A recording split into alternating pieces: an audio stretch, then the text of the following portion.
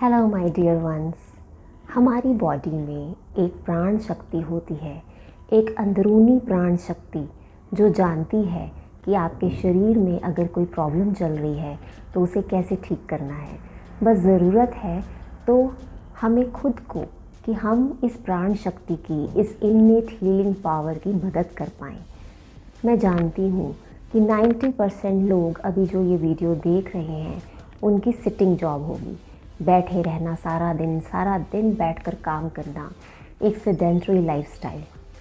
Physical exercise चाहकर भी नहीं कर पाते होंगे, और फिज़िकल एक्सरसाइज अगर करते भी होंगे तो बहुत स्ट्रेस में। तो किस तरह से हमारी बॉडी हील होगी? आप में से कितने लोगों का बैड कोलेस्ट्रॉल यानी LDL, ट्राइग्लिसराइड्स ये सब बढ़ा हुआ होगा? कितने सारे लोगों को डायबिटीज़ होगी? कितने सारे लोगों को थायराइड की बीमारी होगी? और कितने सारे लोग जो हैं वो मोटापे से जूझ रहे होंगे? अब इस वीडियो को आप अंत तक ध्यान से देखिए।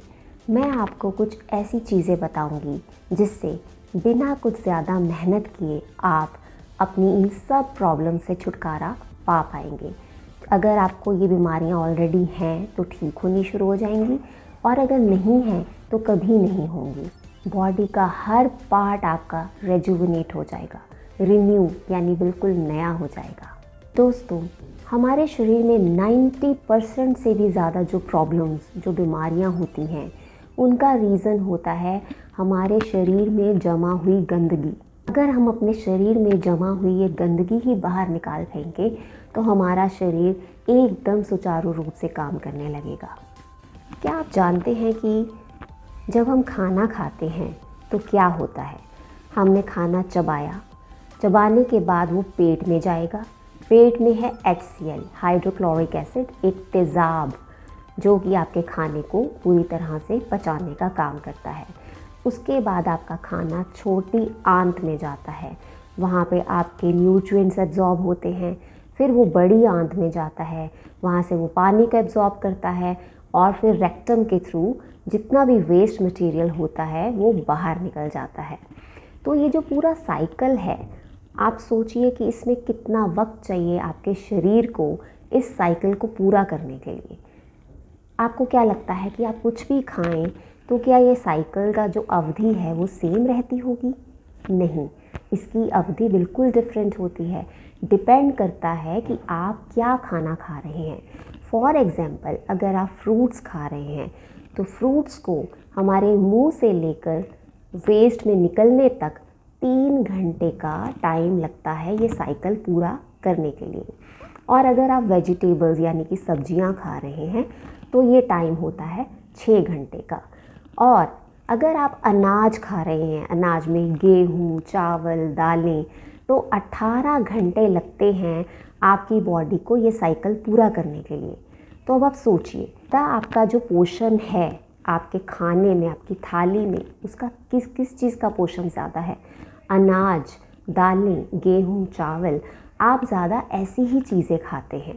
तो आप सोचिए कि आपकी बॉडी कितना काम कर रही है। जैसे कि आप पूरे दिन में डिवाइड कीजिए, आप कितने घंटे के गैप में खाना खाते हैं। मान लीजिए आपने अभी खाना खाया और 4 घंटे के बाद या 5 घंटे के बाद या मैक्सिमम 6 घंटे के बाद आपका फिर से खाना खाने का टाइम हो गया। तो होगा क्या कि जो खाना आपने पहले खाया है, जो अनाज आपने पहले खाया है, वो अभी पचा भी नहीं और आपने बॉडी में फिर से खाना डाल दिया। तो जो पचा भी नहीं, उस अनडाइजेस्टेड फूड का क्या होगा?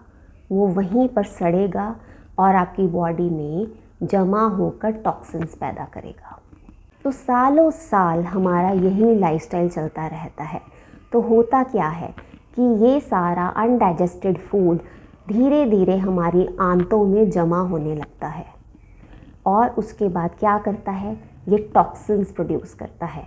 ये हमारी छोटी आंत यानी कि स्मॉल इंटेस्टाइन्स में ही न्यूट्रिएंट एब्जॉर्प्शन का काम होता है। जो खाना हमने खाया उससे जितने भी न्यूट्रिएंट्स एब्जॉर्ब होने हैं वो ये छोटी आंत में माइक्रोविलाई नाम की एक हमारी फिंगर जैसी चीज़ होती है जो कि न्यूट्रिएंट्स को एब्जॉर्ब करती है।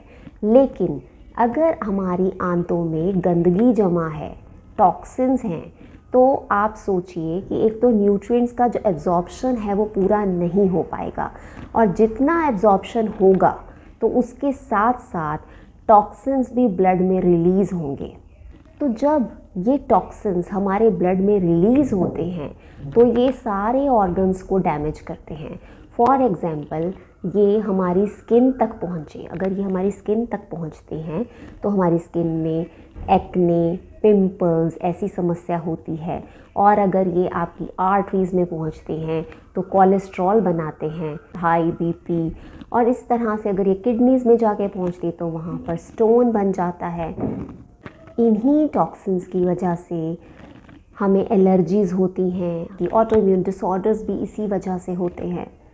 अब सवाल ये है कि इस जमा गंदगी को कैसे अपने शरीर से बाहर निकाला जाए। तो इसका एक बहुत अच्छा तरीका है अपनी बॉडी को ऑटोफेजी में पहुंचाना। ऑटोफेजी क्या होती है? Auto means self and phagy means eating.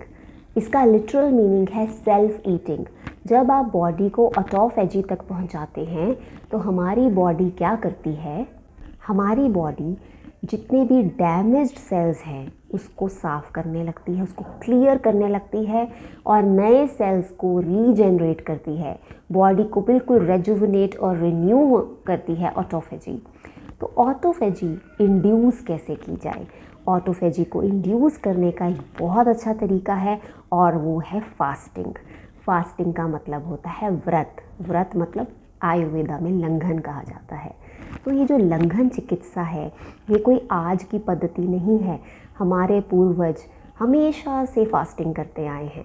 अगर आप फास्टिंग नहीं कर सकते, बहुत मुश्किल होता है करना, आप वर्किंग हैं या फिर जो गृहिणियाँ हैं उनको भी बहुत काम होता है, बच्चे हैं, तो आप 16 घंटे का उपवास करें। 16 घंटे का उपवास करना सबके लिए बहुत आसान है। हमारी बॉडी को कुदरत ने इसी तरीके से बनाया है कि फास्टिंग यानी उपवास हमारे लिए कोई ज़्यादा मुश्किल काम नहीं है। तो आपको करना क्या है? आपको अपनी दिनचर्या में बहुत ही छोटे छोटे से बदलाव करने हैं। हमारे शरीर में जो ये प्राण शक्ति है ये सारा दिन खाना पचाने का काम करती रहती है। इस प्राण शक्ति को वक्त ही नहीं मिलता कि वो डाइजेशन से हट के भी कुछ कर पाए। अगर आप डाइजेशन से ब्रेक देंगे अपनी बॉडी को तो वो पूरा wear and tear damage cells को रिपेयर करने का काम करेगी या फिर बाहर निकालेगी, सेल्स को रिन्यू रीजनरेट करेगी। तो आपको ये चीज़ करनी कैसे है? एक छोटा सा एग्जाम्पल ले लीजिए। मान लीजिए कि हड्डी टूट गई है किसी की, तो उस हड्डी पे प्लास्टर बांध दिया जाता है और वो हड्डी जो है वो खुद ही जुड़ जाती है। ना वहाँ कोई दवाई लगाई जाती है, वहाँ कोई दवाई काम नहीं करती। ऐसा कैसे होता है? Because our body has inbuilt power to heal, to repair. उसे प्राण शक्ति कहते हैं आयुर्वेदा में। तो ऑटोफेजी एक ऐसा प्रोसेस है, it's bodies way to clear out all the old and damaged cells and recreate new cells. Now the question is कि ये उपवास 16 घंटे का करना कैसे है? अब इसमें छोटे छोटे से आपको बदलाव करने हैं अपनी दिनचर्या में। जैसे आपके लिए सबसे आसान तो ये होगा कि जैसे आप रात को शुरू करें तो ये 16 घंटे में से काफ़ी समय तो आपका सोते सोते ही बीत जाएगा।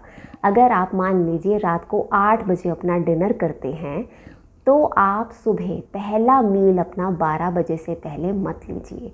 आपको आदत नहीं है तो स्टार्टिंग में आप ऐसा कर सकते हैं कि अगर आपको 12 बजे से पहले बहुत ज़्यादा भूख लग रही है या बुरा हाल हो रहा है तो आप लिक्विड्स ले सकते हैं। लिक्विड्स में जैसे कि आप कोकोनट वाटर ले सकते हैं, ग्रीन जूस ले सकते हैं। तो उससे इतना ज़्यादा फ़र्क नहीं पड़ेगा, इतना कि आपकी ऑटोफेजी इंड्यूस ना हो। अब आप में से बहुत सारे लोग ऑफिस गोअर्स होंगे जिन्हें 9 या 10 बजे ऑफिस पहुंचना होता है। वो कैसे करें? तो उनके लिए बहुत इजी है कि उनको चाहिए कि वो अपना जो डिनर है वो थोड़ा और एडवांस कर दें। वो 6 बजे डिनर खा लें। वो हम यकीन मानिए अगर आप ये 16 घंटे का उपवास करना शुरू करेंगे, आपका कोलेस्ट्रॉल अगर बढ़ा हुआ है वो कम होना शुरू हो जाएगा, आपका अनवांटेड बॉडी फैट बिल्कुल कम होना शुरू हो जाएगा। जिस वेट लॉस को आप कब से स्ट्रगल कर रहे हैं, आपका वेट लॉस होना शुरू हो जाएगा। अगर आपके किडनीज़ में स्टोन है तो वो स्टोन टूट के शरीर से बाहर आना शुरू हो जाएगा। अगर आपको डायबिटीज़ है तो आपका शुगर का लेवल भी ठीक होना शुरू हो जाएगा। तो आई होप ये बहुत ही ज़्यादा आपको हेल्प करे। ये बहुत इम्पॉर्टेंट है 16 hours of fasting for your overall healing and rejuvenation of your body. Second जो चीज़ मैं आपसे कहूँगी वो है मसाज। मसाज करना बहुत इम्पॉर्टेंट होता है, चाहे आप खुद कर सकते हैं या किसी से अगर रेगुलर इंटरवल्स पे मसाज करवा रहे हैं तो आपकी बॉडी में जमा टॉक्सिन्स जो हैं वो रिलीज़ होने शुरू हो जाते हैं। खूब पसीना बहाना, अगर आप एक्सरसाइज कर रहे हैं और आपको खूब पसीना आ रहा है, आपका हार्ट रेट बढ़ रहा है, तो भी ये बहुत अच्छा तरीका है बॉडी को डिटॉक्सिफाई करने का। तो आई होप इस वीडियो से आपने कुछ सीखा हो और ये आपके लिए हेल्पफुल हो।